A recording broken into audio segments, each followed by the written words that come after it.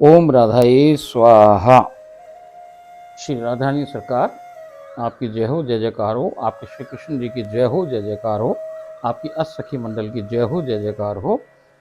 आपके सकल जूत की जय हो, जय जयकार हो। आपके सकल और निज दरबार की जय हो, जय जयकार हो। आपकी सकल परिकर की जय हो, जय जयकार हो। ओम राधाए स्वाहा।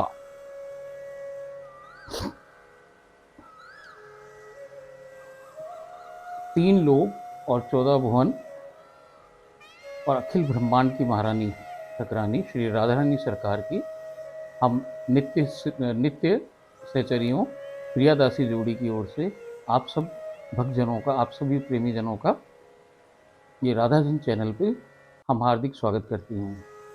हम आप सबको हार्दिक अभिनंदन करती हैं, आप सबको दंडवत करती हैं। आप हम सबका, हम दोनों का, आप सब भक्तजन, सब प्रेमीजन दंडवत स्वीकार कीजिए। ओम राधाए स्वाहा।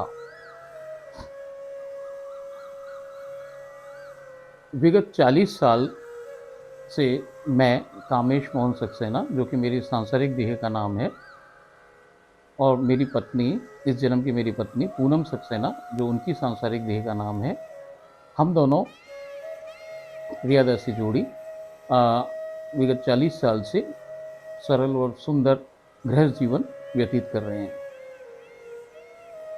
परंतु कुछ ऐसी अहैतिक कृपा हुई श्री हमारी स्वामिनी जी की, श्री राधारानी सरकार की, हमारी ठाकुरानी की, कि पिछले 15 वर्षों से हम पति पत्नी होकर भी बिना पति पत्नी के संबंध से अपनी जीवन व्यतीत कर रहे हैं और बिल्कुल साधारण और वैरागी सा ही जीवन हम व्यतीत कर रहे हैं।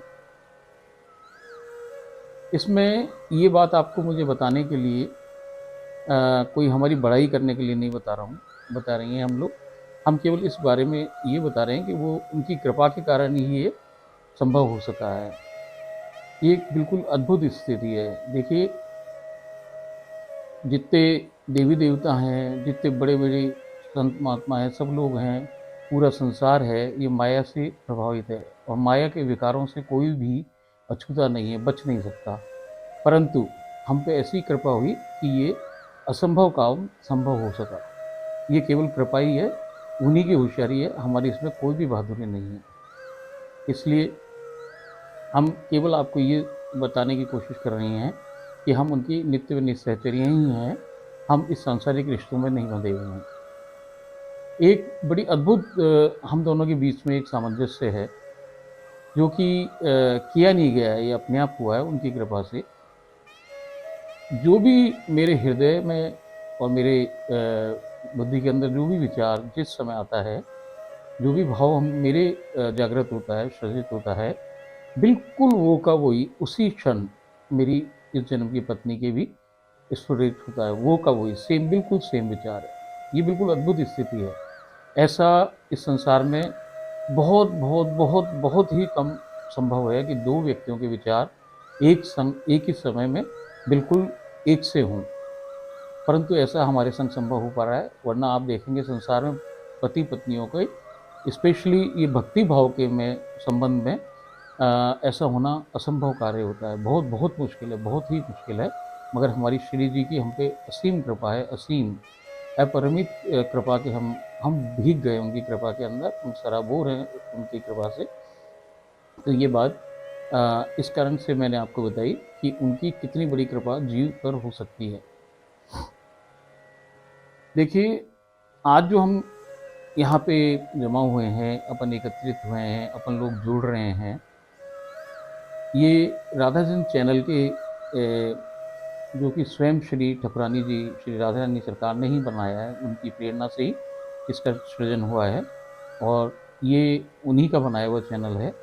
हम दोनों प्रियादासी जोड़ी केवल एक उनकी सहचर्या होने के कारण उनके आदेशों का पालन कर रही हैं और उनके आदेशों के अनुसार ही इस चैनल का हमने ये इस चैनल को बनाया है, हमारे माध्यम से बनाया है। परंतु इस चैनल के अंदर और जो बातें हैं, जो वार्ता, जो चर्चा हम करने जा रही हैं, ये सारी चर्चा पूरी की पूरी स्वयं ठाकुरानी जी कर रही हैं और वो हमारे कान में बोलती हैं, खड़े हमारे सम्मुख खड़े होकर वो बोलती रहती हैं और हम उसको सुन करके आपको सुना रही हैं।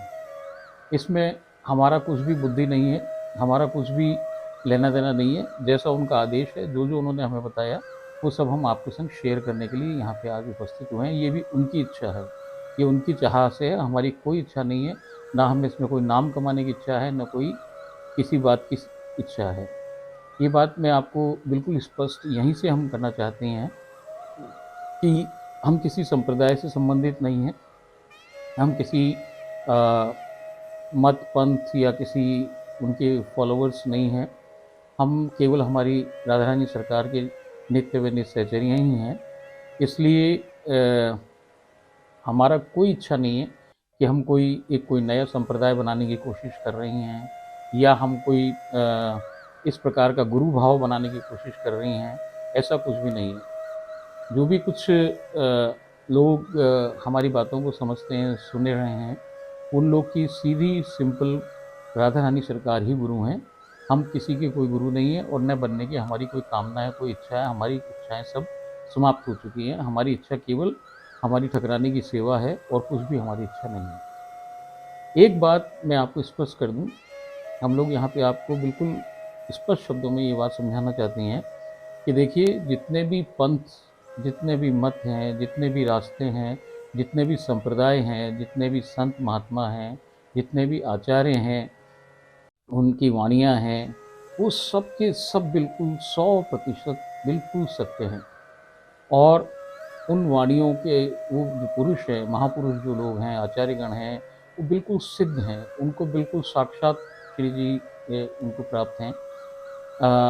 इसलिए हमारा उनसे कोई मतलब हम उन सबको नमन करती हैं, हम उन सब की सारी बातों को स्वीकार करती हैं।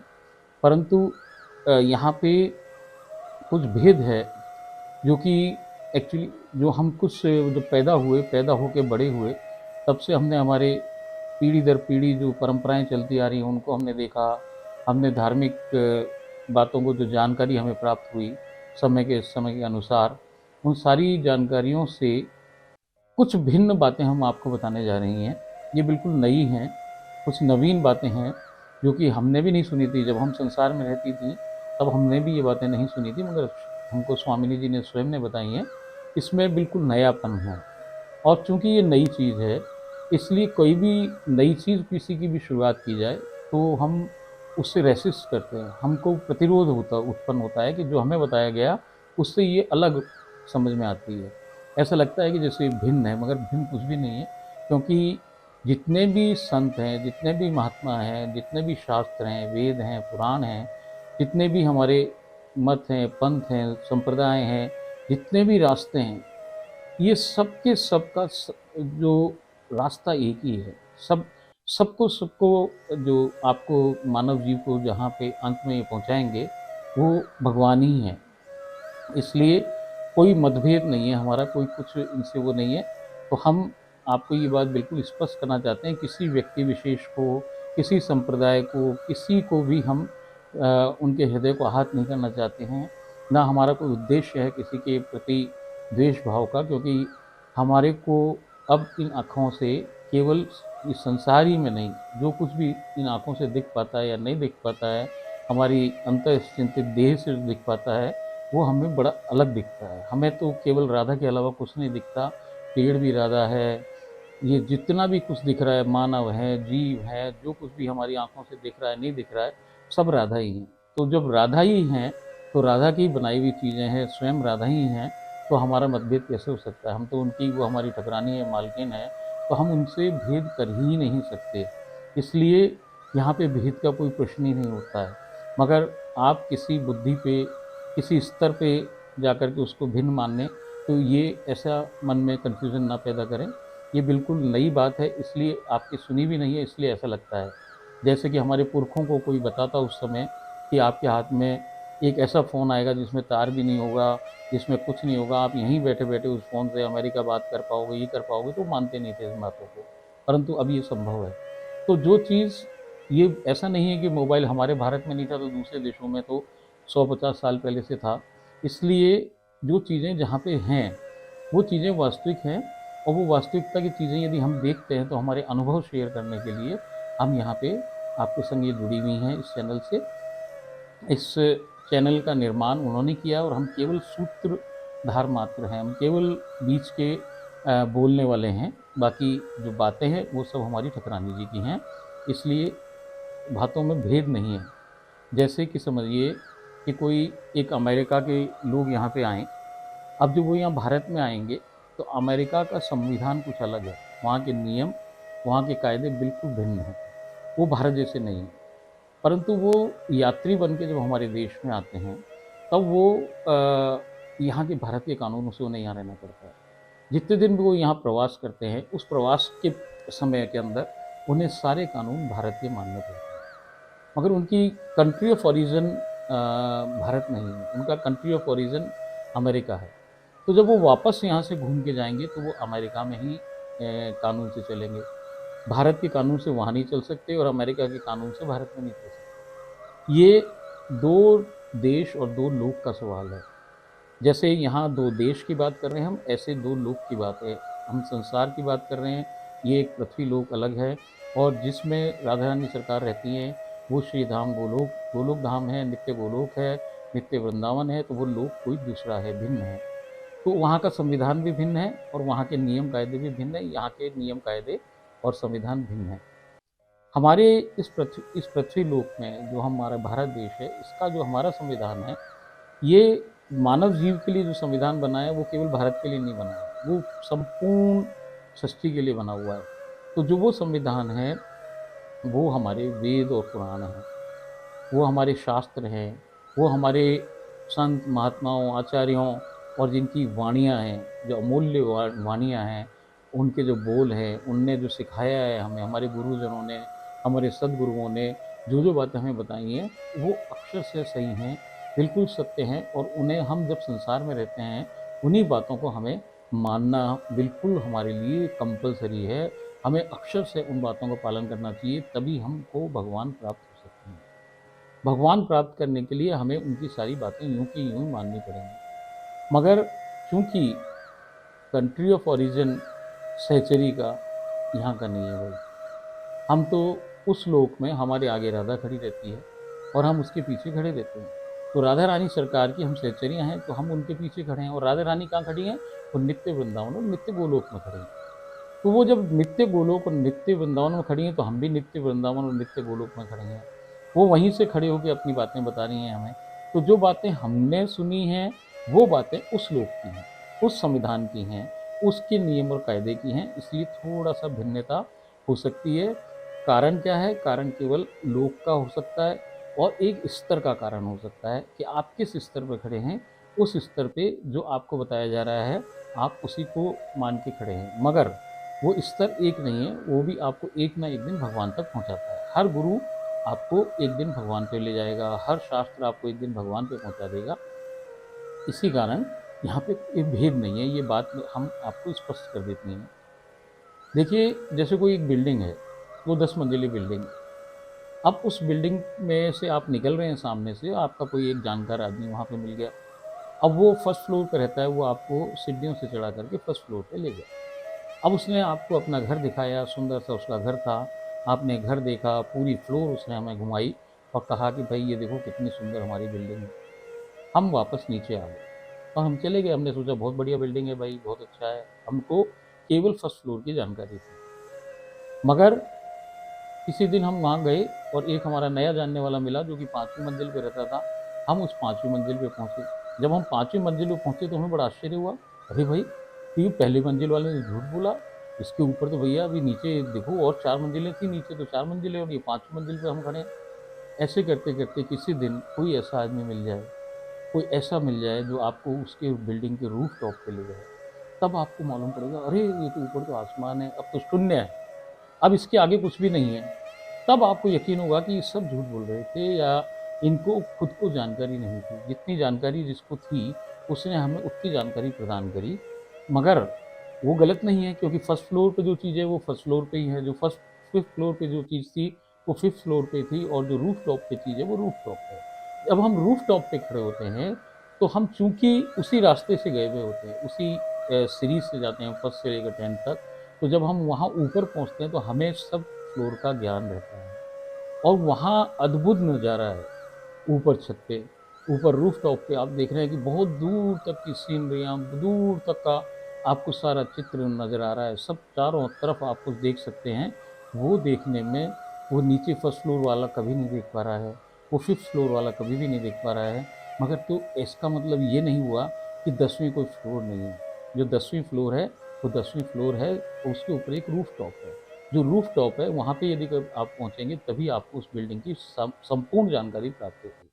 ऐसे ही इसको एक तरीके से और समझिए कि जैसे एक हाथी किसी एक कमरे में बंद कर दिया जाए और उसमें अंधेरा कर दिया जाए, बिल्कुल शून्य, बिल्कुल अंधकारमय हो जाए और उसमें 4-5 लोग जाएँ, तो जो पूँछ की तरफ खड़ा है, वो कहेगा भई ये तो कोई साँप है या कोई रस्सी है।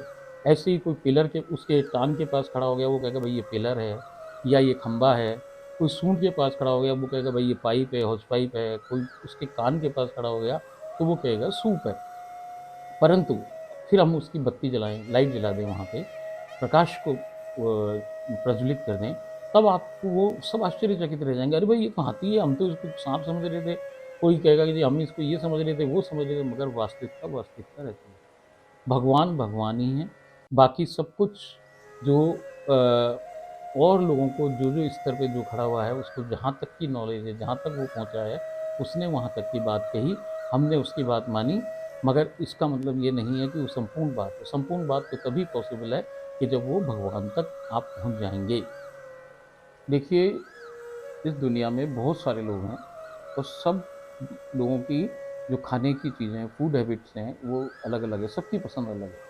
एक पसंद का कोई नहीं है, कब किसी कपड़े पहनने में सबकी पसंद अलग है, रंग की पसंद अलग सबकी अलग है, हर चीज़ों की पसंदें अलग-अलग हैं। तो भगवान ये इस बात को जान रहे थे कि जब ये सारे लोग अलग-अलग उसकी पसंद रखते हैं, तो उन्होंने बहुत सारे देवी-देवता हमारे इसमें बना दिए।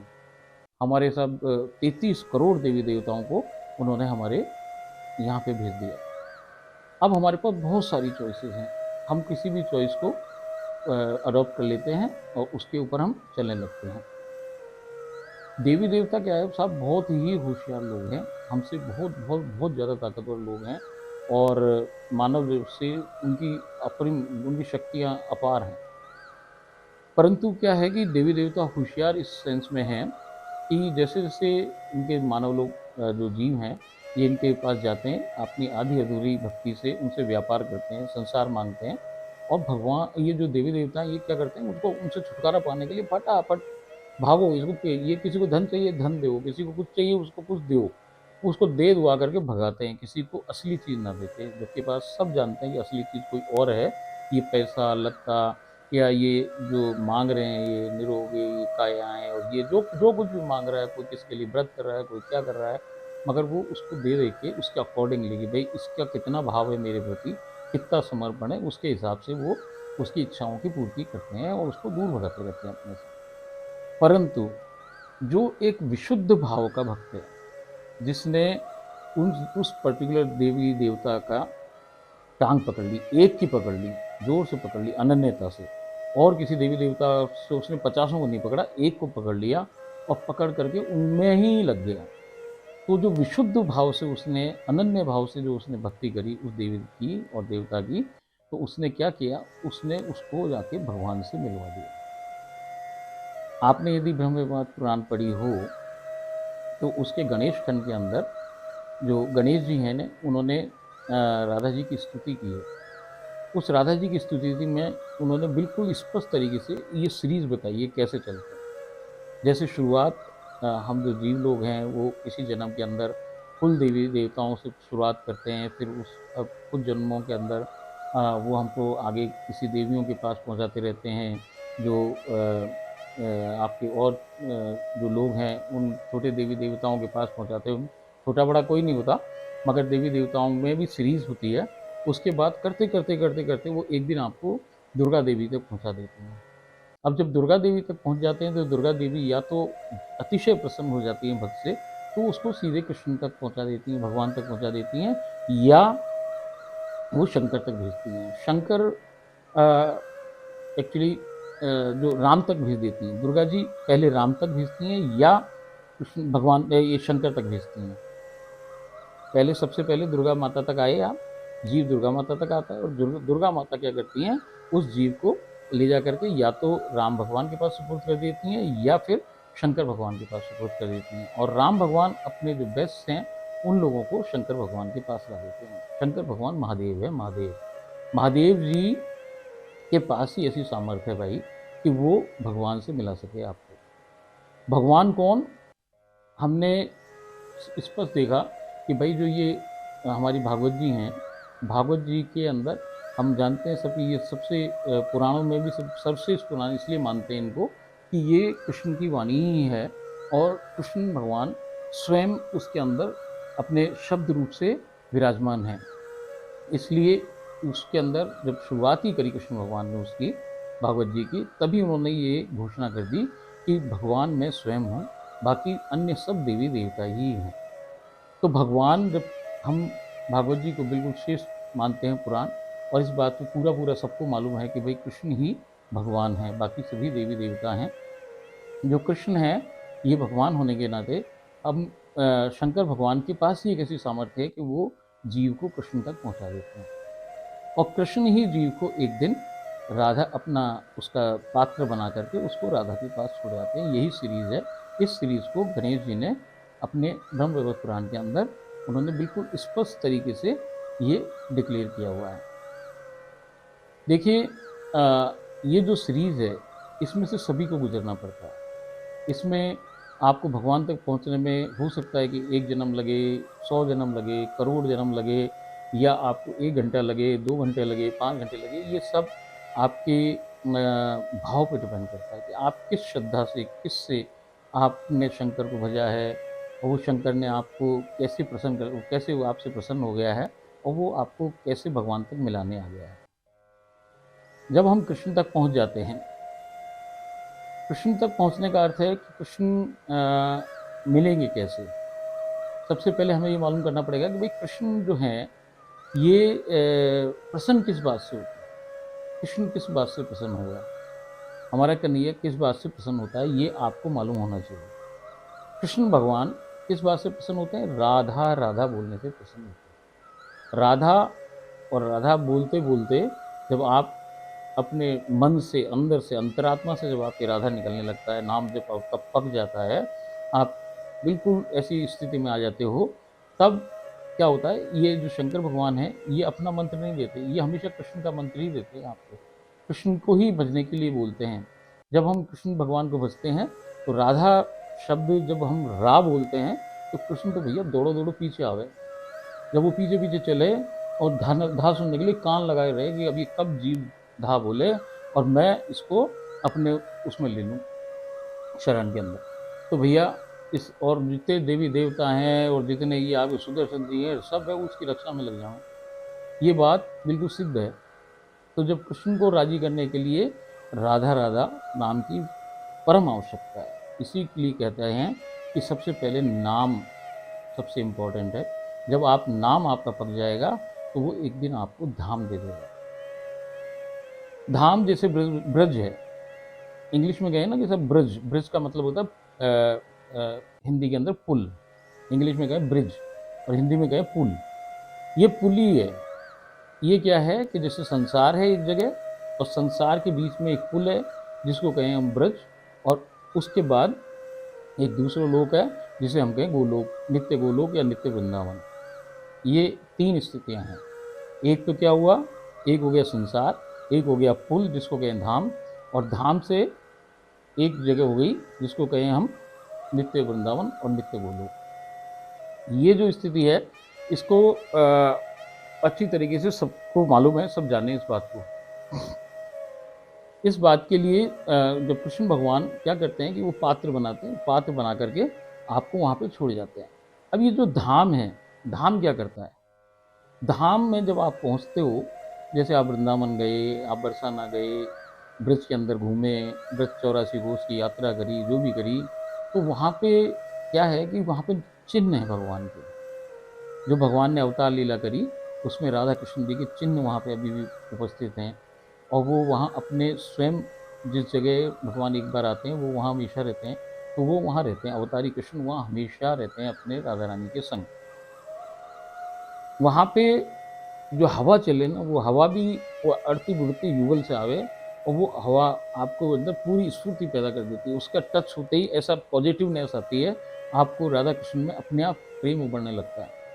इसी प्रकार वहाँ पे जितने ये वहाँ के पेड़ पौधे, वहाँ के जितने ये आपके लता पताकाएँ हैं, वहाँ के जितने भी सुगंधित, आप वहाँ पे ब्रज में यात्रा करो, आपको सुगंधें आ रही हैं, हर जगह से राधा राधा नाम आ रहा है, सब कुछ हो रहा है। ब्रजवासी हैं, उनसे हम उनके घुटन खा रहे हैं, उनकी सेवा कर रहे हैं। ये सब कुल मिला करके हमें क्या करते हैं, हमें भगवान की तरफ धक्का दे देते हैं, हमें भगवान की तरफ जोर से भेज देते हैं। यहाँ पे एक सबसे प्रमुख बात यह है कि जैसे जीव ब्रज पहुँचा, पहले उसने 84 कोस की यात्रा करी, फिर वो वृंदावन जाने लग गया, फिर वृंदावन से भी उसने कोई एक भगवान जी को निश्चित कर लिया कि वो मंदिर में एक में प्रवेश करने लग गया, और फिर अंत में सरकते सरकते सरकते एक दिन वो बरसाना आ जावे भाई। और जब वो बरसाना में आ जावे, तो बरसाना में ऊपर अटारी पे जाओ, उनकी ऊंची महल में जाओ लाडली जी के, तो वो पहाड़ पे जो है ब्रह्मांचल पहाड़ पे, उस पे से खड़े होकर देखो तो आप ऐसे पहाड़ को घिरे हुए 8 गांव हैं। 8 गांवों के अंदर 8 सखियां रहें, ललता जी रहें, ललता जी, विशाखा जी, चित्रा जी, चंपकलता जी, इंदुलेखा जी, रंग देवी, सुदेवी जी, तुंग विद्या जी, ये 8 जो सखियां हैं, ये सारी सखियां उस पहाड़ को घिरे हुए हैं चारों तरफ से। इसका अर्थ क्या है कि ये अष्टदल कमल है, जो कमल का फूल है उसकी कणिका पे तो युगल विराजा हुआ है, और उसके जो 8 दल हैं, ये 8 जो दल हैं, इसके ऊपर एक पे ललिता, एक पे विशाखा, और ये सारी सखियां उनको घेरे रहे हैं। वहाँ तो भैया हवा भी ना प्रवेश कर सके, यदि सखी ना चाहे तो हवा भी ना कर सकती है। वहाँ जाने के लिए तो सखी की परमिशन जरूरी है। बिना सखी की परमिशन के न तो भैया राधा मिले ना कृष्ण मिले, कोई ना मिल सकता। तो पहले तो सखियों को खुश करो, सखी को खुश करना ही वहाँ की सबसे बड़ी धाम के लिए ज़रूरत है।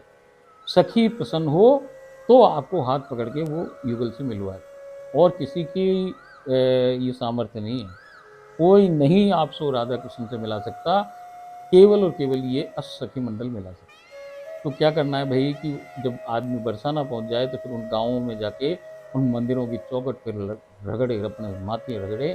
तो जैसे भैया किसी देश से दूसरे देश में जाना हो तो हमें वीज़ा लेना पड़े ना, तो वहाँ पे के कृष्ण और राधा तो भाई देशों के सबके बनाने वाले सबसे बड़े भाई ठकुरानी है राधा रानी सरकार, तो उनसे ऐसे थोड़ी मिल सके कोई।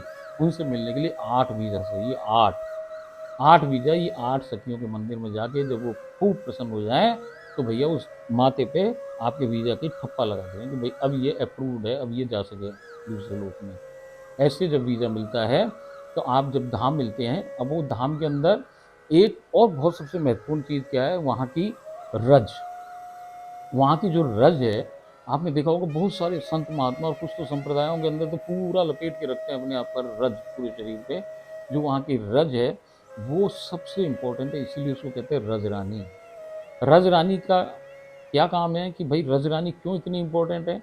वो इसलिए इम्पोर्टेंट है भैया कि वो राधा जी के अंग संग रहे, वो उनके जो तलवे हैं, जो उनके चरण हैं, चरण के तलवों पे बिल्कुल चिपकी रहे, बिल्कुल नज़दीक। सबसे नज़दीक राधा रानी कौन है?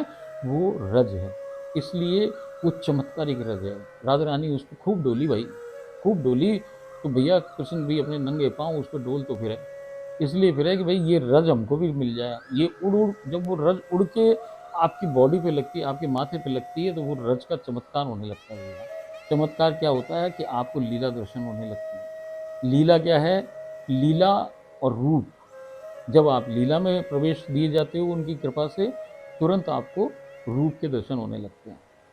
जब रूप का दर्शन हो जाता है तो आदमी बावला हो जाता है, वो आदमी के बस में फिर कुछ ना रहे, वो जीव तो बावरा बने डोले, उसको कुछ समझ नहीं आता, उसको दुनिया न कुछ न कुछ, कुछ भी समझ में नहीं आता, उसको केवल केवल और केवल भगवान से स्नेह हो जाएगा। भगवान मिलने के लिए धाम बहुत ज़रूरी है, और धाम से फिर अपन को क्या मिलता है? धाम से हमें मिलता है सीधा सिंपल ये आपका रूप और लीला, और लीला के बाद समर्पण। जब आप बावड़े हो जाते हो कृष्ण की भक्ति के अंदर, तो भैया आप उस कृष्ण भक्ति के अंदर बावला होने का अर्थ ये है कि अब आपको कृष्ण के अलावा कुछ सूझता ही नहीं है। 24 घंटे कृष्ण कृष्ण कृष्ण। आपने भक्ति के अंदर बहुत सारी इस तरह से देखे होंगे, सुने हैं, पढ़े भी हैं कि भाई पहले जैसे कोई शांत भाव होता है, फिर उसके बाद दास भाव है, फिर उसके बाद आपका सखा है, सखा के बाद वात्सल्य है, वात्सल्य के बाद माधुर्य है, और माधुर्य के बाद गोपी भाव है। गोपी को कहें कि भाई भक्ति की ध्वजा है गोपी, गोपी भाव भक्ति की ध्वजा। अब गोपी क्या है? गोपी को कृष्ण के अलावा कुछ समझ नहीं आता भैया। उसे 24 घंटे कृष्ण ही दिखता है, कृष्ण ही को वो बनाती है, खाना बनाते तो कृष्ण, सोए तो कृष्ण, उठे तो कृष्ण, बोले तो कृष्ण, उसको कृष्ण के अलावा कुछ ना सूझ रहा भैया। तो वो कृष्ण मैं हो जाती है, उसमें और कृष्ण में कोई फर्क ना रह जाता। तो भैया जब गोपी भाव आ जाता है, 100% शरणागति हो जाती है, अनन्यता अपनी चरम तरम सीमा पे पहुंच जाती है, तो उसको हम कहते हैं गोपी भाव। केवल कृष्ण और कृष्ण के अलावा कछु ना। तो जब कृष्ण की ऐसी भक्ति उत्पन्न हो जाती है तो उसको कहें गोपी भाव। अब जब गोपी भाव हो तो भैया कृष्ण भगवान उस गोपी के संग रास करे। रास की ऐसी दुर्दशा कर रखी है हमारे लोगों ने समाज में, जाने क्या उसकी स्थिति बना रखी है कि उनको तो जवान पे लाना ही एक अपराध है।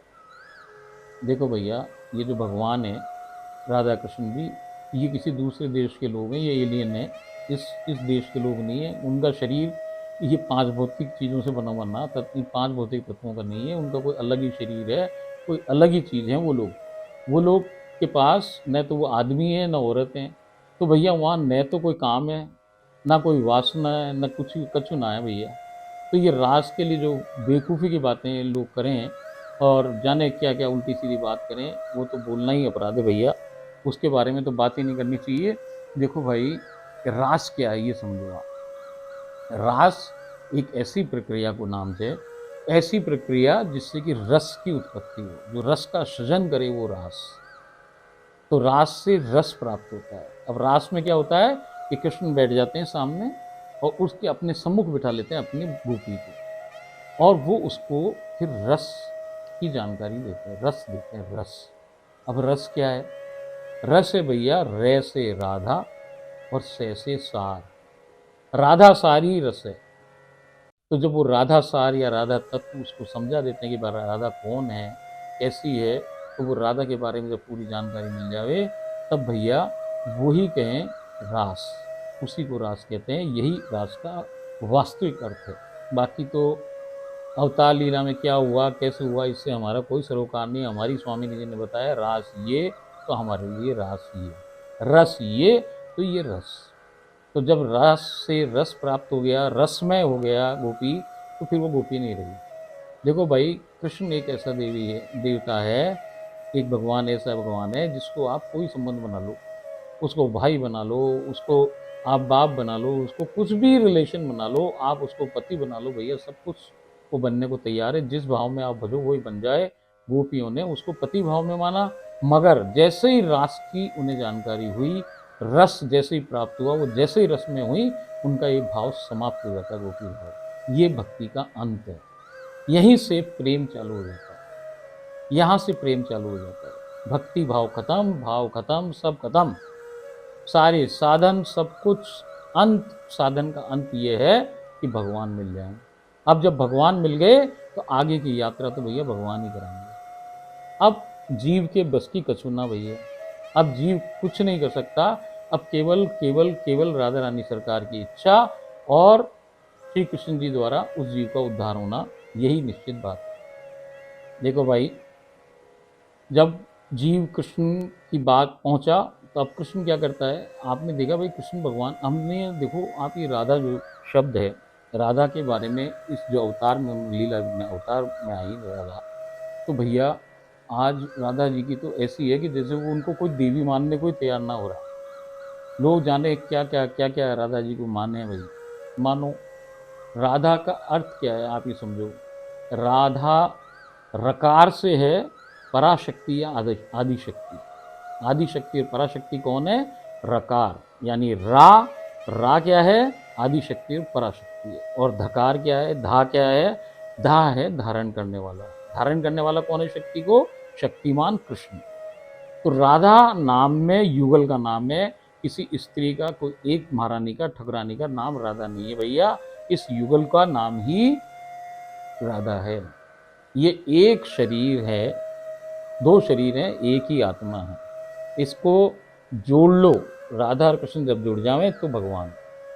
यदि अलग अलग कर लो तो कृष्ण और राधा, भाई न कृष्ण अकेला कुछ कर सके, न शक्ति कुछ कर सकती है, न शक्तिमान। शक्ति का उपयोग शक्तिमान करे, और शक्तिमान के पास यदि शक्ति ही ना हो तो वो क्या उपयोग करे, और राधा के पास शक्तिमान ही नहीं हो तो भैया राधा का शक्ति का कोई फायदा नहीं। ये इसलिए दोनों का जॉइंट है, ये दोनों जब जुड़ जाते हैं तभी ये भगवान या राधा कहलाते हैं। देखो भैया, जब हम राधा के बारे में ये समझ गए, और आप यदि राधा का आपने कभी वेद और पुराण में तो हमारा जिक्र ही नहीं है, वो तो नीति नीति करके भूल गए, वो तो बात ही नहीं करते हैं राधा की। मगर आप पुराणों में आओ तो ब्रह्म वैवर्त पुराण में शंकर भगवान जी से उमा जी पार्वती जी ने पूछा कि भाई राधा क्या है, तो उन्होंने बताया राधा जो है वो राधा का अर्थ ये है कि भैया जो राधन धातु से बनी हुई है। राधा का शब्द की उत्पत्ति राधन धातु से है। राधन का आगे जब हम प्रत्यय आ लगा देते हैं, आराधना जैसे हम बोलते हैं ना, ऐसे ये आराधन बोलते हैं ना, तो इसमें जो राधन धातु है इसके आगे प्रत्यय जब आ लग जाता है उसके दो मतलब हो जाते हैं। एक मतलब तो क्या होता है कि आराधिता, और दूसरा होता है आराधिका। इसलिए कंफ्यूजन है कि राधा जी के बारे में जो जबरदस्त कंफ्यूजन है वो केवल इस शब्द के दो मतलब का कारण से है। आराधिता जब वो है तो कृष्ण की आराध्य राधा हैं, और कृष्ण की गुरु राधा हैं, और कृष्ण राधा को भजते हैं। और जब वो राधिका स्वरूप में हो जाती हैं, आराधिका स्वरूप के अंदर होती हैं, तो उनकी राधा जी की आराध्य कृष्ण हैं, और कृष्ण की पूजा राधा रानी स्वयं करते हैं। तो ये दो जोड़े हैं भाई, ये दो जोड़े हैं। कृष्ण और राधा एक हैं, मगर उन्हीं में से अवतार लेने के लिए एक राधा कृष्ण अवतार कृष्ण बन के यहाँ पे आते हैं। जब वो यहाँ पे आते हैं, जब वो इस जगह आ जाते हैं पृथ्वी पे, जब अपना अवतार लेते हैं, तब तो वो राधिका के रूप में आ जाती हैं, जहाँ वो में कृष्ण को प्रमुखता मिल जाती है। क्योंकि ये इस दुनिया के अंदर ये पुरुष समाज है, तो भगवान ने भी समाज को समझाने के लिए, पुरुष प्रधान समाज को समझने के लिए केवल राधा जी को पीछे रखा और स्वयं आगे खड़े हो गए। और इसी प्रकार से एक जो प्रमुख जोड़ी जो नित्य किशोर है, जो नित्य जोड़ी है, जो कि सदैव किशोर अवस्था में रहती है, 16 वर्ष की अवस्था में रहती हैं, उनमें कोई परिवर्तन नहीं होता, जो नित्य नवीन है। देखिए ये जोड़ी रहती है नित्य वृंदावन में और नित्य गोलोक धाम में। ये दोनों एक ही शब्द हैं, या तो आप नित्य गोलोक कह लें, नित्य गोलोक धाम, और नित्य वृंदावन में लेश मात्र भी फर्क है। तो भैया वो जोड़ी रहती है गोलोक धाम में। हम सब जाने कि भाई गोलोक की सर्वोच्च स्थिति है, गोलोक में वो विराजें, वहाँ पे वो रहती हैं। तो उस स्वरूप के अंदर जब होती हैं वो नित्य वृंदावन नित्य गोलोक में, तो राधा वहाँ पे प्रमुख हैं और कृष्ण गौण हैं। कृष्ण उनकी पूजा कर रहे हैं, कृष्ण वहाँ के ऊपर उनको गुरु मान रहे हैं। आप राधोपनिषद में भी पढ़ेंगे तो वहाँ पे बताया गया कि राधा कौन है। राधा वो हैं जो कि कृष्ण की गुरु हैं। तो कृष्ण की गुरु राधा होने के कारण वहाँ पे स्थिति ये है। यहाँ संसार में स्थिति बिल्कुल उल्टी है। उल्टी इस कारण से है भैया कि संसार सब झूठा है। आपने दर्पण देखो, दर्पण में आप अपना चेहरा देखो तो आपको दिखेगा कि जो आपके लेफ्ट हैंड साइड की चीज़ें हैं वो तो दर्पण में राइट दिख रही हैं, और जो राइट हैंड की चीज़ें हैं वो दर्पण के अंदर लेफ्ट दिखती हैं। इसका मतलब दर्पण झूठ बोल रहा है, उल्टा बता रहा है हमको। और यदि आप उस दर्पण में हाथ लगाओ और खोजो कि भाई मेरा चेहरा कहाँ है, तो वहाँ कोई चेहरा नहीं है, कांच है, और केवल आपके चेहरे का प्रतिबिंब मात्र है।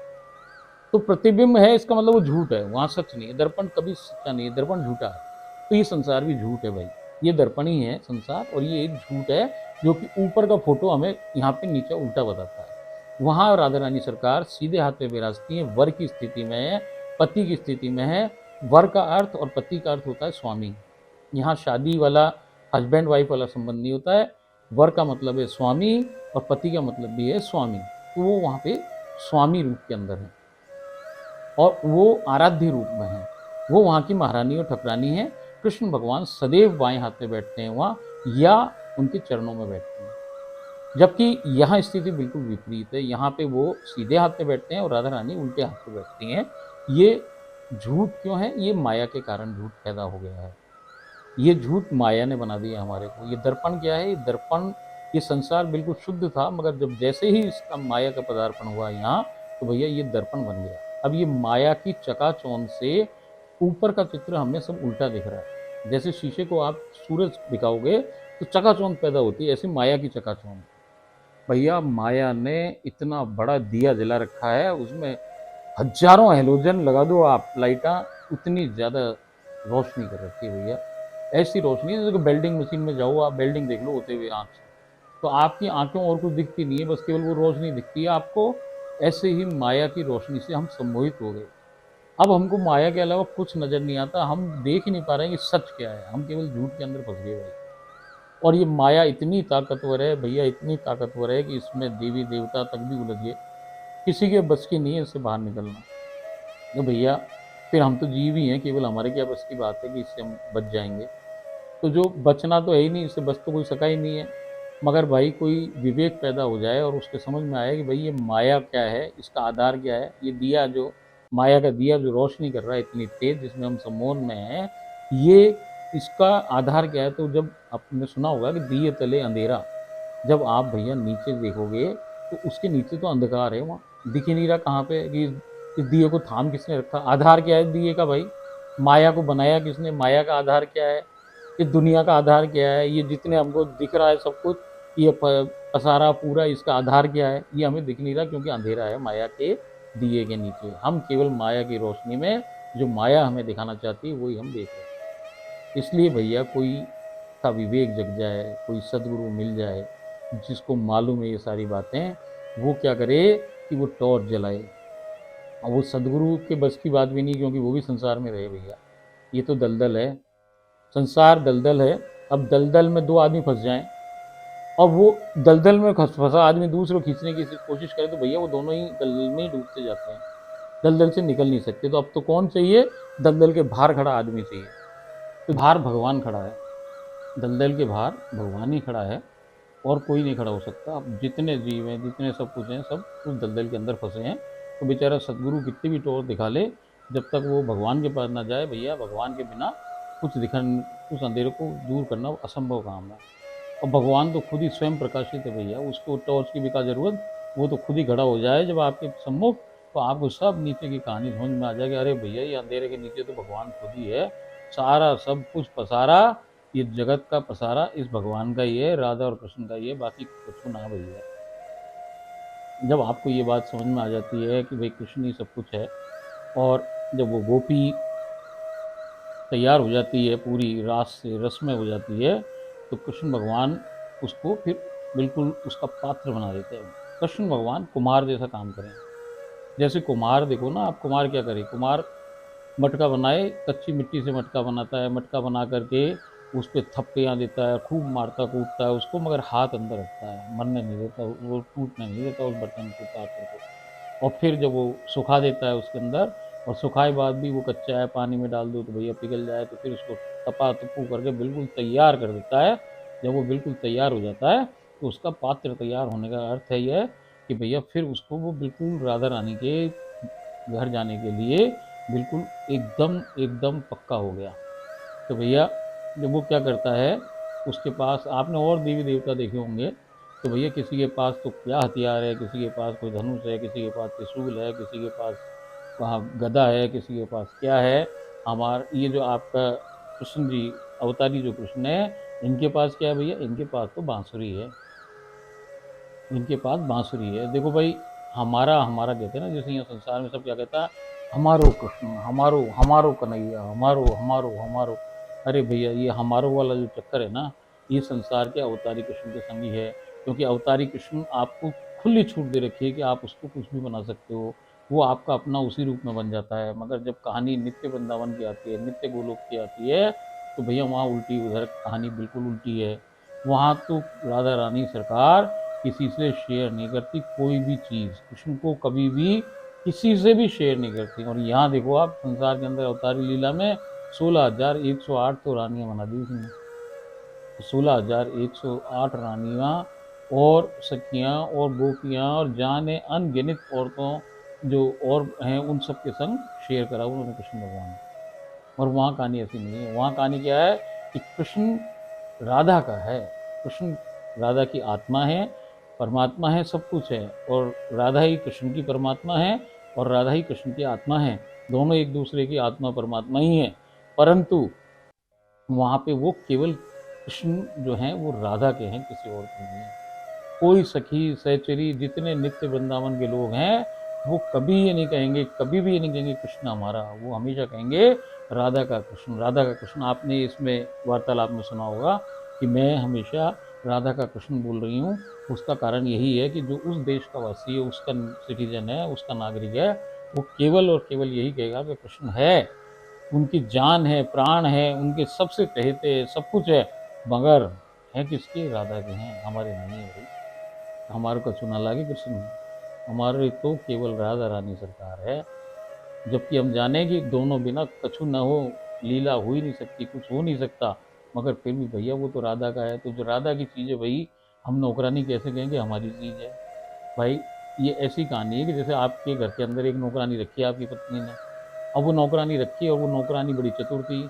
उसने क्या किया कि वो तो चली गई मायके आपकी पत्नी, और वो आपको खूब खिला रही है, पिला रही है, आपको राजी कर रही है सीधे ही। वो आपके पराठे खिला बना रही है, आपको सब तरह से तैयार कर रही है। बीच में ही वो गई 15 दिन के लिए, वो आ गई जल्दी। उनने देखा अरे ये क्या कहानी चल रही है, तो उन्होंने कहा भाई ऐसा है कि तुम सुधर जाओ। नौकरानी को बुला के कहा सुधर जाओ नहीं तो नौकरी निकाल देंगे। फिर भी ना सुधरे तो उसकी नौकरी गई। भाई राधा रानी सरकार के पास कोई सखियों की कमी थोड़ी है, कोई सहचरियों की कमी थोड़ी है, उनके पास तो लाइन से खड़ी हुई है। यहाँ जितनी भीड़ है भाई, उससे भी ज़्यादा भीड़ उधर है। बस कुछ नहीं होना है कि इस भीड़ से उठ के उस भीड़ में ही जाना है, बस भीड़ तो दोनों तरफ ही है। तो वहाँ उनको इस बात का हर सखी और हर सहचरी ध्यान रखती हैं, सदैव ध्यान रखती हैं कि कृष्ण राधा के हैं और हमारे नहीं हैं। तो ये बात वहाँ पे बिल्कुल विपरीत है, यहाँ बात बिल्कुल विपरीत है। अब जब कृष्ण ने आपका पात्र बना लिया गोपी का, जीव का, तो वो क्या करेगा? आपने देखा कि कृष्ण भगवान के पास बांसुरी है, बांसुरी। अब भाई बांसुरी म्यूजिकल इंस्ट्रूमेंट है। अब आप जानो भाई बांसुरी की क्या ज़रूरत है, बांसुरी से क्या करेगा वो? भाई हमको सबको बताया गया कि बांसुरी से वो रास करे, जब रास करे तो भाई बांसुरी बजाओ, बांसुरी बजाए तो रास हो। मगर ऐसा है, ये म्यूजिकल इंस्ट्रूमेंट नहीं है बांसुरी। बांसुरी एक बहुत ही विशेष चीज़ है। ये प्रेम, ये राधा कृष्ण के बीच का प्रेम है। जैसे एक भगवान है, सीधे हाथ पे ऊपर नित्य गोलोक और वृंदावन की बात करें तो सीधे हाथ पे राधा रानी का शरीर है और उसी शरीर का बायां हिस्सा कृष्ण है। उन दोनों का जो कनेक्शन है, वो आपस में कनेक्शन किस चीज़ से है? वो आंवर नाल से कनेक्शन। जैसे बच्चे का माँ से आंवर नाल से कनेक्शन होता है, ऐसे ही वहाँ नित्य वृंदावन, नित्य गोलोक में राधा कृष्ण के बीच का जो संबंध है, नाभि से नाभि का रास्ता जो है, जो गुफा है, वही बांसुरी है। तो वो जीव को बांसुरी में बिठाते हैं और बांसुरी में बिठा करके उसको जीव को थोड़ी सी फूंक देते हैं, तो बांसुरी का जो पहला छेद है उससे तुरंत माया निकल जाती है जीव की, और वो थोड़ा और आगे खिसकता हुआ चलता है। जब वो जीव चलता है भैया, तो वो ऊपर 6 छेद होते हैं। 6 छेद किस चीज़ के हैं? काम, क्रोध, लोभ, मोह, ईर्ष्या और मत्सर, ईगो। ये जो 6 छेद है, इसको उंगलियों की थाप से मार मार के स्ट्रोक वो जीव को बिल्कुल इससे ठीक कर देता है, मुक्त कर देता है। देखो भैया, जब जीव बिल्कुल राधा राधा राधा में हो जाता है, रसरूप हो जाता है, बिल्कुल हर चीज़ भूल जाता है, क्योंकि राधा का उसको तत्व मालूम पड़ गया। अब उसको कुछ ना सूझ रहा, वो राधा में हो गया। अब उसे काम, क्रोध ये सब निकल गए। जैसे ही कृष्ण के सम्मुख वो रास के लिए बैठता है, तभी सब आगे पीछे के संचित कर्म और आपके जितने प्रारब्ध हैं और जितने आपके क्रियाशील कर्म हैं, ये सब जल के भस्म हो जाते हैं पहले ही रास में ही। और फिर भैया यहाँ पे वो लाके माया की और माया के विकारों को बिल्कुल खत्म कर देता है। फिर जोर से फूंक मारता है, और फूंक मारने से आदमी कहाँ जाके गिरता है भैया? वो नित्य वृंदावन, नित्य गोलोक में गिर जाता है। आपने भजन खूब सुना होगा कि कन्हैया ले चल पल्ली पार, जहाँ विराजे अलबेली सरकार, राधा रानी सरकार वहाँ विराजती है। वो लोक अलग है, उसके बीच में कोई दरिया समुद्र टाइप का है जिसको हम भवसागर कह रहे हैं, और एक नाव चलाने वाले हैं वो कन्हैया हैं, वो पार कराते हैं। तो केवल और केवल और केवल कृष्ण में ही सामर्थ्य है कि जो आपको राधा के लोक तक या राधा तक पहुंचाते हैं। जैसे सारे वृंदावन में जाओ, सब जाओ, वो उल्टा ही चिल्ला रहे हैं भैया, क्योंकि उल्टी दुनिया तो उल्टी चिल्लाएंगे। वो क्या चिल्लाते हैं कि भैया राधे राधे श्याम मिला दे, राधे राधे श्याम मिला दे। ये कभी पॉसिबल नहीं है दुनिया। भैया श्याम राधा से मिलाता है, राधा श्याम से नहीं मिलती। पहले मिलेगा कृष्ण और फिर मिलेगी राधा। कृष्ण ही राधा दे सकता है, ऐसा हो ही नहीं सकता कि राधा पहले मिल जाए। भैया कृष्ण को देगा, त्रिभंगी मुद्रा के अंदर खड़े हुए हैं या अपने संसार में अवतारी कृष्ण। वो अपना दायां पांव बाएं तरफ रखते हैं। यहाँ दर्पण में जो ऊपर उल्टी स्थिति है उससे उल्टी यहाँ दिख रही है। यहाँ कृष्ण अपना, कृष्ण की शरीर का हिस्सा, आधा हिस्सा जो सीधा हिस्सा है वो कृष्ण है, और बायां हिस्सा जो है वो राधा है। ये उल्टी स्थिति वहाँ है, वहाँ पे सीधी स्थिति है और ये उल्टी है। वहाँ पे क्या है कि वहाँ कृष्ण, वो शरीर का सीधा हिस्सा राधा है और उल्टा हिस्सा कृष्ण है। मगर यहाँ पे विपरीत स्थिति होने के कारण वो अपना सीधा पाँव उल्टे पाँव पे दाब के रखते हैं। क्यों रखते हैं भैया? सीधे खड़े नहीं हो सकते क्या? सारे देवी देवता सीधे खड़े हैं बैठे, भैया हमारा ये जो कृष्ण अवतारी कृष्ण जी हैं यही ऐसे क्यों रहते भाई, टेढ़े बांके, और अपनी टांग को एक के ऊपर तो बांसुरी क्या सीधे ना बजे? ना ना भैया, ये इसलिए नहीं बजती है कि वो राधा को छुपा के रखते हैं, दुरा के रखते हैं। जग जाहिर नहीं है राधा। राधा को सबको नहीं मिलती, राधा राधा उसको मिलती है जिसको राधा चाहती है। भैया यहाँ से जब वो ऊपर होते हैं तो ऊपर उनके पास बांसुरी नहीं होती है, बांसुरी यहीं होती है। भाई बांसुरी तो म्यूजिकल इंस्ट्रूमेंट है, आपको रास की ज़रूरत है। आप हाथ खड़ा करो और कहो भाई बांसुरी आ जा, बांसुरी आ जाएगी, रास कर लो, वापस भेज दो। वरना भैया कमरिया में घुसेड़ के रखे, वो तो यहाँ दुरा के रखे बांसुरी। आपने कोई ऐसा चित्र नहीं देखा होगा जिसके अंदर कृष्ण के संग बांसुरी ना हो। क्यों? क्योंकि भैया राधा रानी हुक्म करे कृष्ण को, अवतारी को, कि ए भाई इस जीव को मेरे पास भेज। चयन करता कौन है? राधा रानी। अपने तक बुलाने वाली राधा रानी, और ले जाने वाला कौन है? शक्तिमान। शक्तिमान कौन है? कृष्ण है। और यहाँ संसार में कौन सा कृष्ण अवेलेबल है? वो संसारी कृष्ण या अवतारी कृष्ण है। तो अवतारी कृष्ण उस जीव को वहां तक पहुंचा देते। अब भैया बांसुरी 24 घंटे ना हो, वो रात को फोन करते राधा रानी, अरे भाई इसको अभी भेजो हमारे पास तुरंत। तो भैया वो बांसुरी 24 घंटे अपने पास रहती है। अब जब बांसुरी से जीव वहाँ पहुँच जाए तो क्या हो कि जैसे कुम्हार हो ना, वहाँ जाते ही जीव को कैच कौन करती हैं? कैच करती हैं 8 सखियाँ। जैसे वहाँ के राधा कृष्ण अलग हैं, एक सेट अलग है, ऐसे ही एक सेट 8 सखियों का वहाँ भी अलग है। वो उस जीव को झेल लेती हैं। और वो जैसे कुम्हार अपने बर्तन बना करके बाजार में मेले में बेचने जाए और आपको एक मटका चाहिए तो आप जाओ 10-20 मटके बजा के सिक्के से देखो इसमें से टंग टंग टंग टंग बढ़िया आ रही है, वही लो। तो ऐसे ही वहाँ सखियाँ, 7 सखियाँ ललिता जी को छोड़ के उसकी पूरी चेकिंग करती हैं। वो वहाँ के सिक्योरिटी सिस्टम है।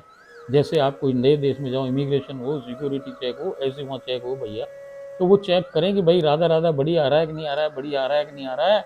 और जब फाइनल चेकिंग उनकी पूरी हो जाए तब भैया ललिता जी को बुलाएं, ललिता जी फाइनल करके उस पर ठप्पा लगाएं, ओके। और भैया वो सारी सखियाँ मिलके उस जीव को राधा के और श्री कृष्ण जी के सम्मुख, जो अनुपम युगल है, जिस अद्वितीय युगल है भैया, उसके सामने खड़ा कर दें।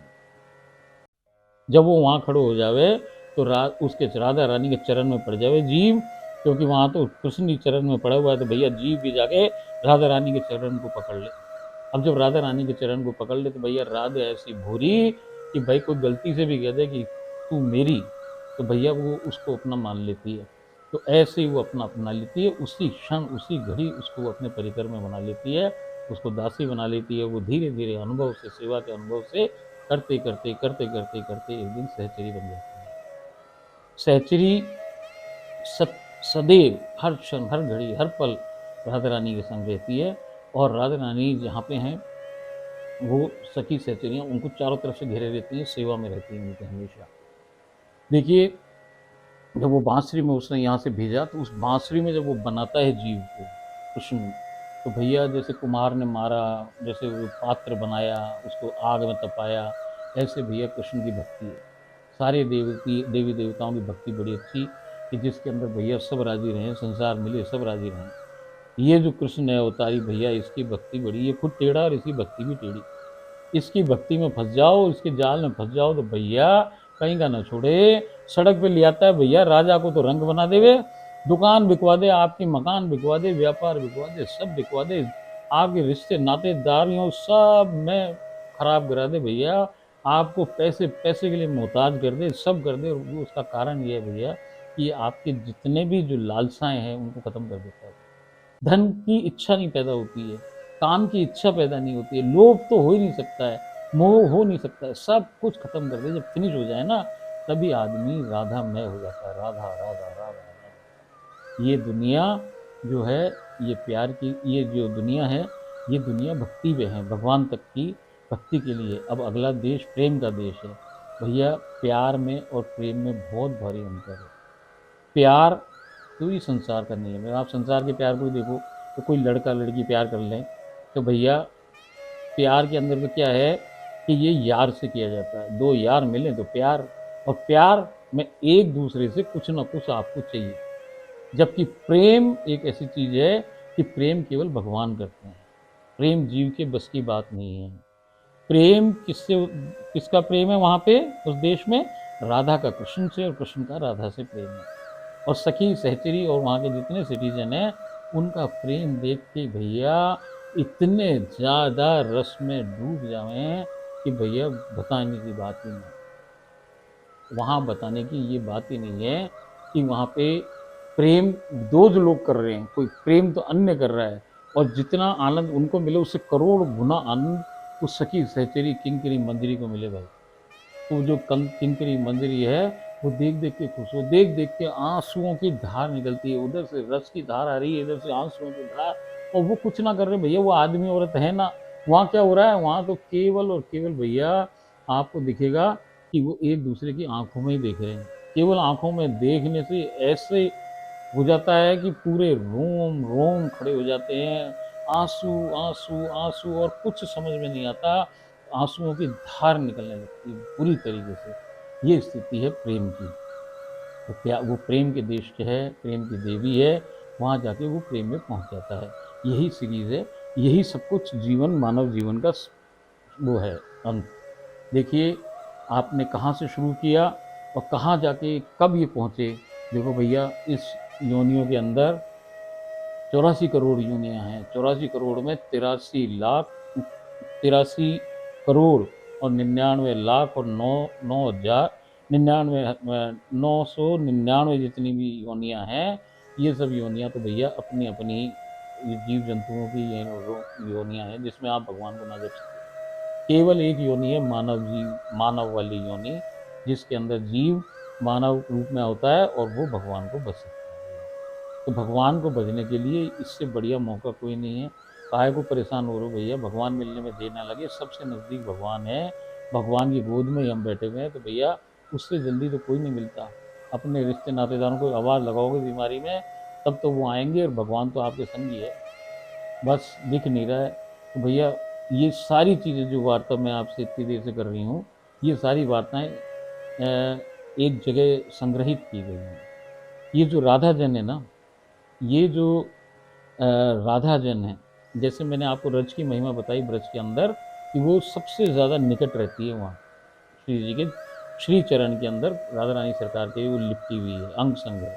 ऐसे ही जो नित्य वृंदावन है, नित्य गोलोक है, वहाँ पे कौन सी रज है? आप यदि लीलाओं में आपको कभी प्रवेश मिले, भैया राधा रानी करे आप सबको प्रवेश मिले, जब आप वहाँ जाओगे तो आप देखोगे भैया कि वहाँ तो रज को नाम ना कण भी नहीं है रज का।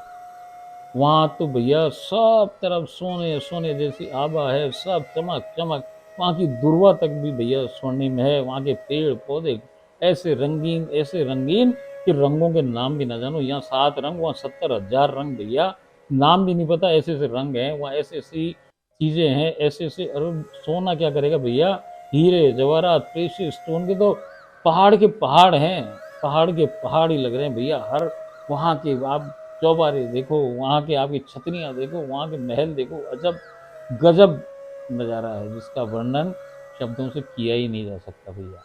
वो जगह है नित्य गोलोक, नित्य वृंदावन।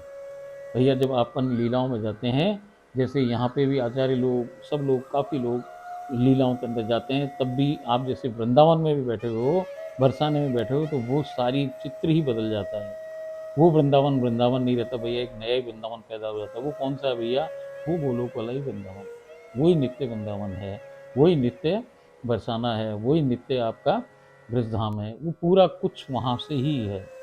देखो भैया, सारी सृष्टि की रचना करी ब्रह्मा ने, तो ये संसार बनाया, मगर जो ब्रज बनाया था वो ब्रज भगवान के हृदय से प्रकट था।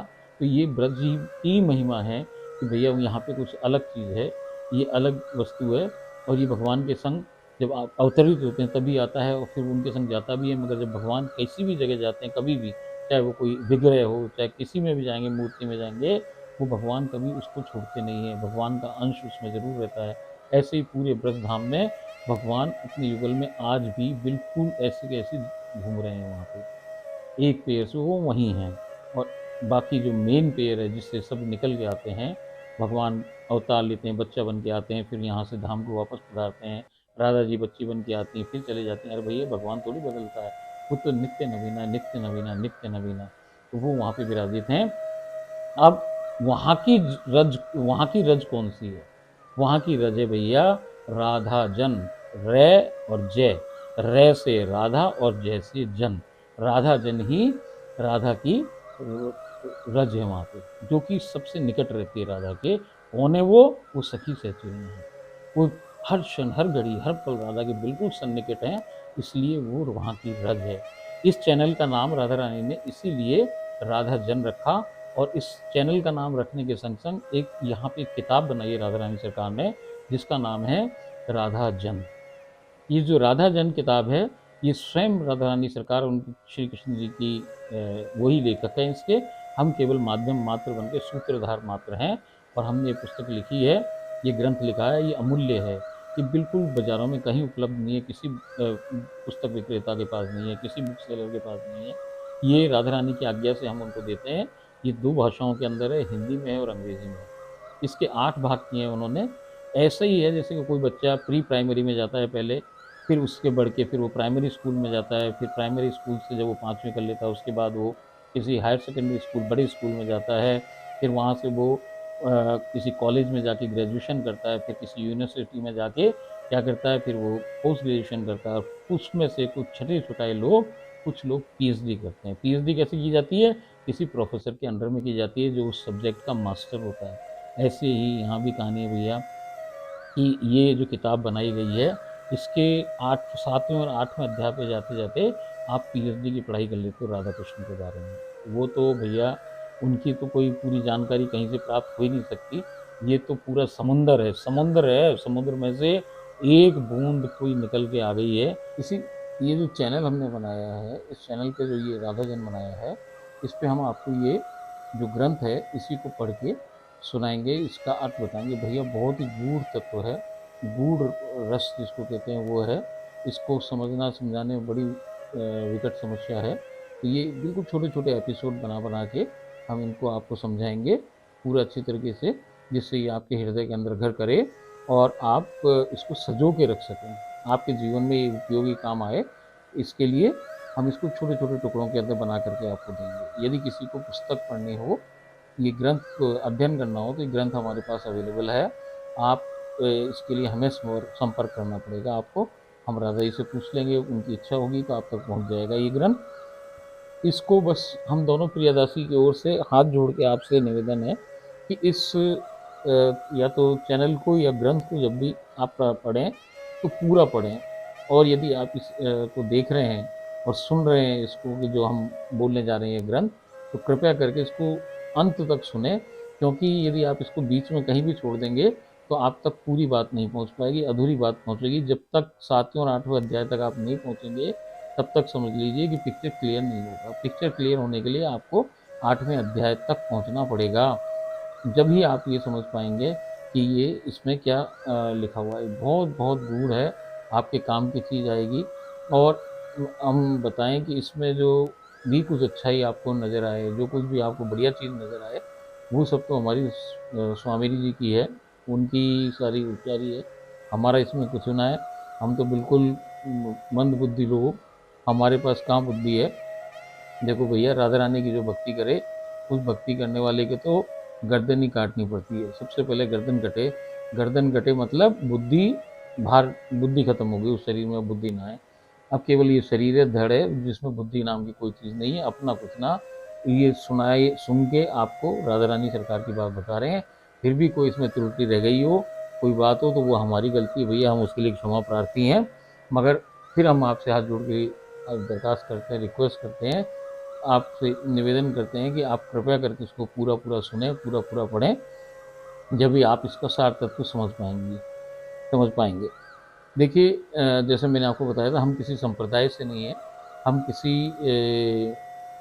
ऐसा कुछ सौभाग्य हुआ हमारा, पता नहीं कैसी अलौकिक कृपा है, हमारा तो जीवन ही कुछ अलग विचित्र सा जीवन है। हमारे जीवन में कोई मानव गुरु नहीं बना।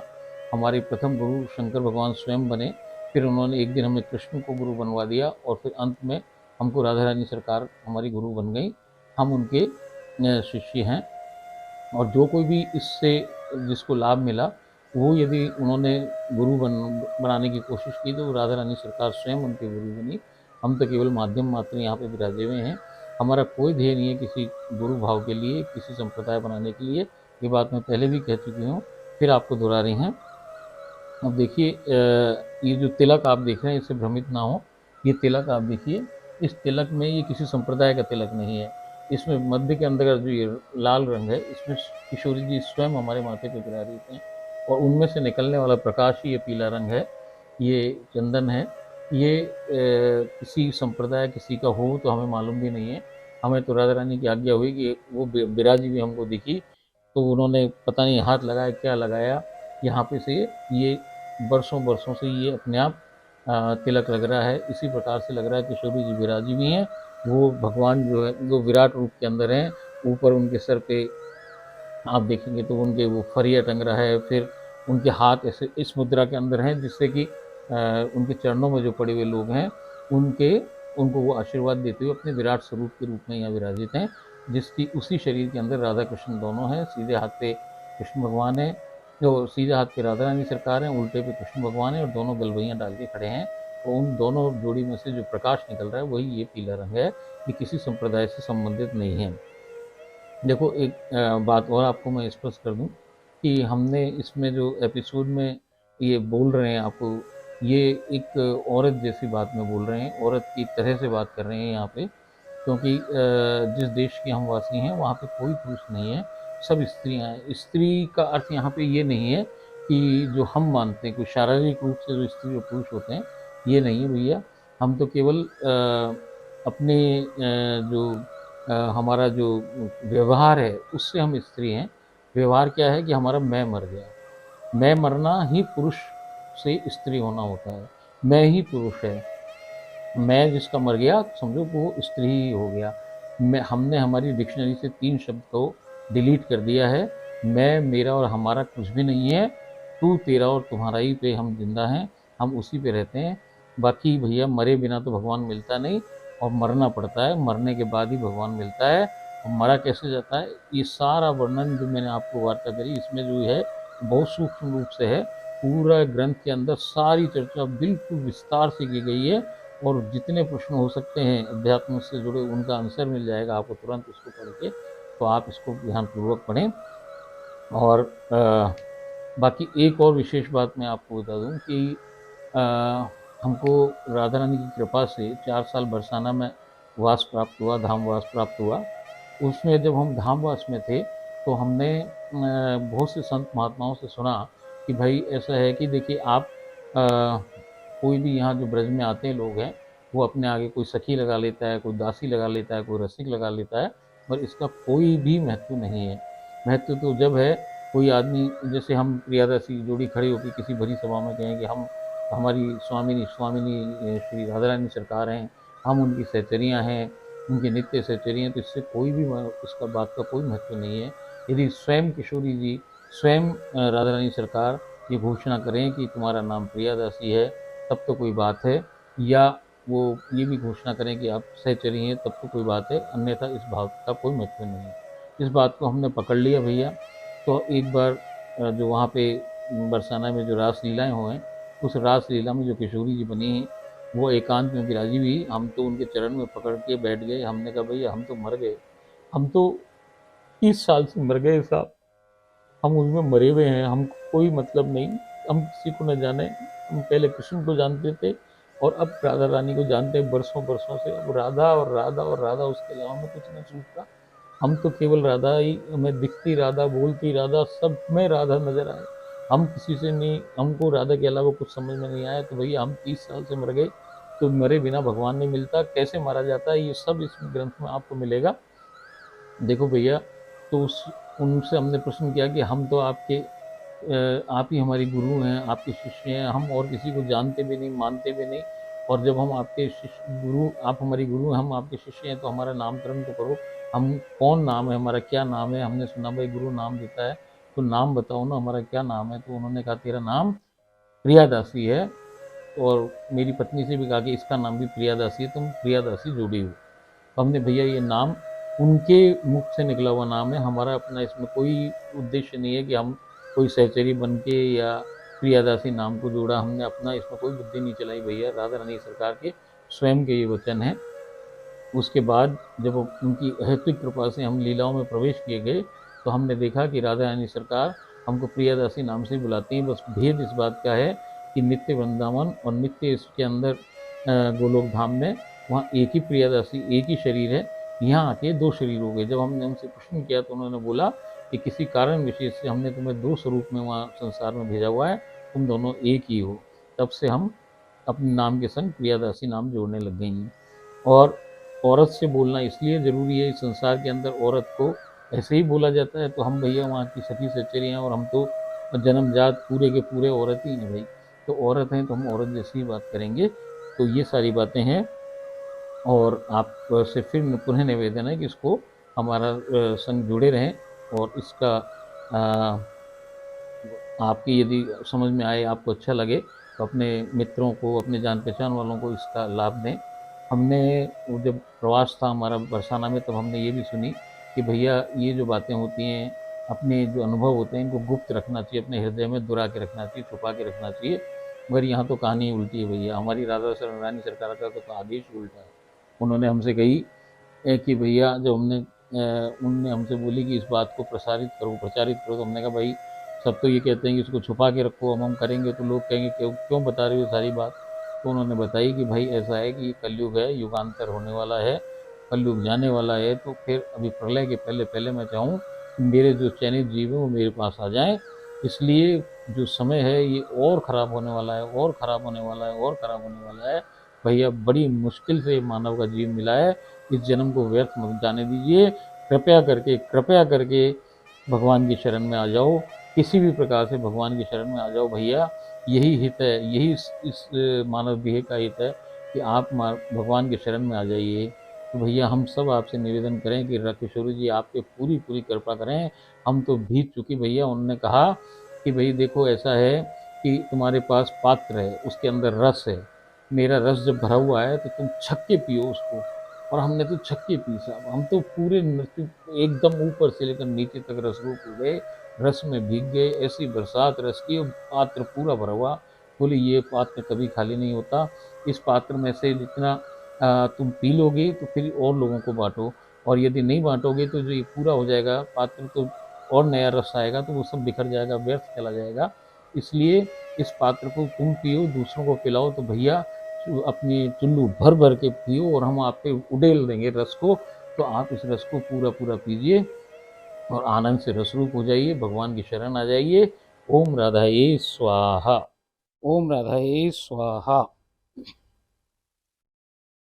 तेरे रूप के सागर में आज हम डूब ही जाएंगे। श्री राधे तेरे रूप के सागर में आज हम डूब ही जाएंगे।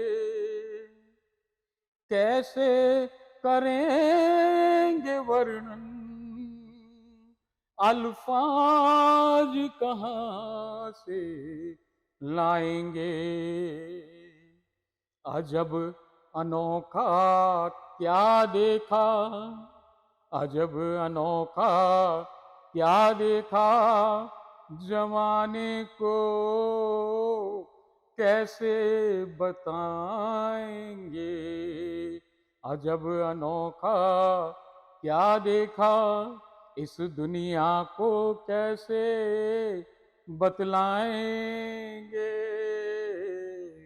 तेरे रूप के सागर में आज हम डूब ही जाएंगे।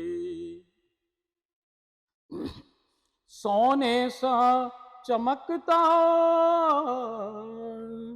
सोने सा चमकता तने नजार, अंग अंग तराशा गया, बेजोड़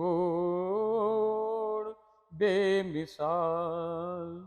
सोने सा चमकता तने नजार, अंग अंग तराशा गया, बेजोड़ बेमिसाल।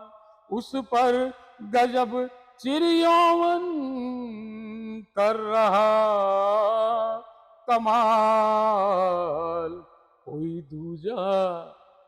दूजा हो ऐसा हो ही नहीं सकता, कोई दूजा हो ऐसा हो ही नहीं सकता। बेतहाशा हुस्न की इंतहा, बेतहाशा हुस्न की इंतहा, खड़ी रूबरू मेरे, उन्हें ये सब कैसे समझाएंगे। श्री राधे तेरे रूप के सागर में आज हम डूब ही जाएंगे।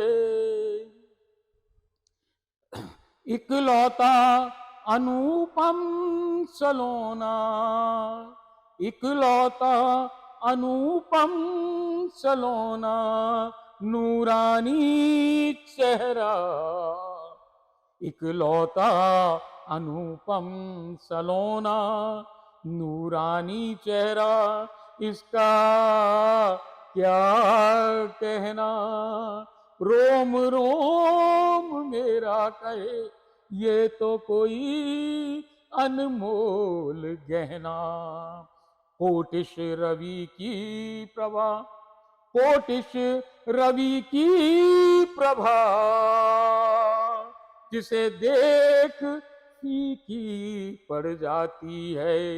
कि जालिम नजर है मेरी, कि जालिम नजर है मेरी, कि ठहरती ही नहीं, चंद ही लम्हों में फिसल जाती है।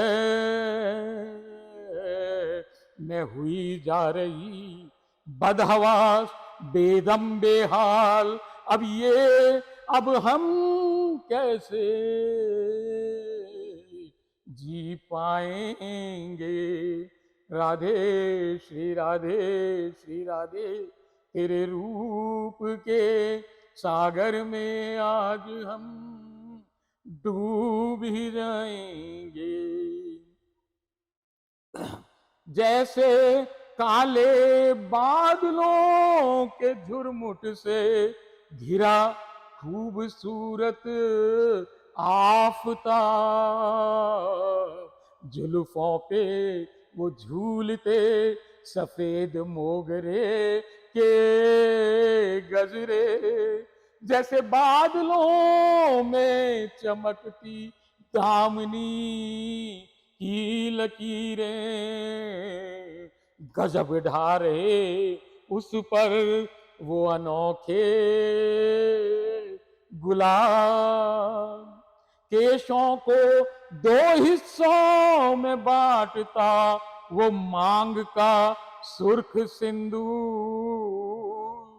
सब कुछ अजब अनोखा, कल्पनाओं से कोसों मीलों दूर। हम खड़े मदहोश बेहोश, इस दम और कुछ देख पाएंगे। श्री राधे श्री राधे, तेरे रूप के सागर में आज हम डूब ही जाएंगे। माथे पर चमकती वो लाल बिंदिया, उस पर फबते मांग पट्टी ओ टीका। बेमिसाल बेजोड़ नासिका, जिस पे झिलमिलाती नथुनी ओ बुलाक हीरे का। लाजवाब गुलाबी होठ, भंवरदार अनुपम कपोल, शानदार चिबुक सुंदरतम कान, जिन पर झूलते झुमके अनमोल। मरी जा रही मैं, मरी जा रही मैं, देख खूबसूरती बेसार। हम कैसे प्रेम अश्कों को थाम पाएंगे। श्री राधे, तेरे रूप के सागर में आज हम डूबी जाएंगे। नजरों के तीर से घायल, भला हाले चश्म बयां कैसे करूं। ये तो बड़े दूर की कौड़ी, कजरारी नशीली झील सी गहरी, मछली के आकार सी वो जादुई बड़ी बड़ी नयन जोड़ी। प्रेम के बोझ तले बोझिल वो पलकें खुली थोड़ी थोड़ी। जब डारे वो नजर की कोर, कयामत ही आ जाती है। मिलाने से नजर की गुस्ताखी, मिलाने नजर से नजर की गुस्ताखी बड़ी महंगी पड़ जाती है। हमारी चमड़े की आंखों की पुतलियां, हमारे चमड़े के आंखों की पुतलियां हथेलियों पर निकल आती हैं। मेरी नजरों ने देखा, मेरी नजरों ने देखा बेहद नायाब। हम तुम्हें कैसे दिखाएंगे। श्री राधे, तेरे रूप के सागर में आज हम डूब ही जाएंगे। आलीशान हारों के अंबार तले बोझ से झुकी कुछ झुकी सुराहीदार गर्दन, सर्वोत्तम बेहद खूबसूरत युग्मो रोज, काना के चित्त का हर पल करते मर्दन। तनवंगी उदर तनवंगी उदर चित्ताकर्षक नितंब, गहरी सुंदराती सुंदर नाभि, कमर बंद से सजी नाजुक सी कमरिया, सुडोल व लंबी सुंदरतम बाएं, शानदार पांव जिनमें बजती छम छम छम पायलिया। हम बावरे इस असीम रूप रस के खजाने को कैसे पचा पाएंगे। श्री राधे तेरे रूप के सागर में आज हम डूब ही जाएंगे। क्या गजब सुनहरी लहंगा अंगों को दिखाती, कुछ छुपाती चोली जालीदार, करीने से कंधे पर डला फरिया, हर अंग को सजाते अजब गजब गहने जानदार। वो तेरा जरा सा मुस्कुरा भर देना, ओहो वो बेचारा तेरा, वो तेरा जरा सा मुस्कुरा भर देना, गजब ढा जाता है मदमस्त अनोखी इठलाती चाल। पाए जाबों की रुन झुन से दिल मचल जाता है। बेचारा बेचारा आईना, इस कदर रूप माधुरी अपने में समेट शर्म से मर ही जाता है।